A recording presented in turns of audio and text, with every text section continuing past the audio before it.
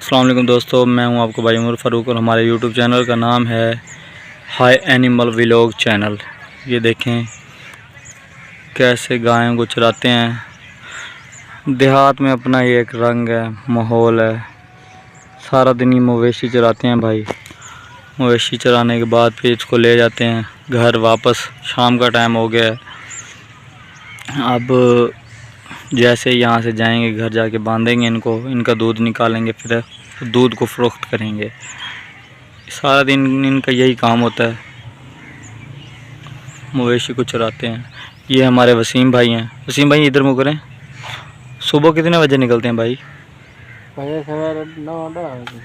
सवेरे 9-10 बजे घर से निकल आते हैं। और शाम को जाते हैं? किस वक्त जाते हो?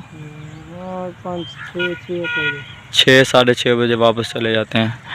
बस इनका यही काम है, सुबह यहाँ से घर से निकालते हैं जानवरों को, सारा दिन ये चराते हैं। इनको चराने के बाद फिर ये चले जाते हैं घर।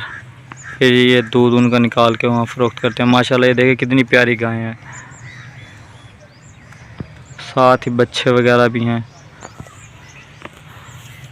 मैं हूँ आपका भाई उमर फ़ारूक। तमाम दोस्तों से हमारी रिक्वेस्ट है, प्लीज़ हमारे यूट्यूब चैनल को सब्सक्राइब करें, लाइक करें, शेयर करें। Thank you so much. Next video में फिर हाज़िर होंगे। हमें दीजिए इजाज़त। ओके, अल्लाह हाफिज़।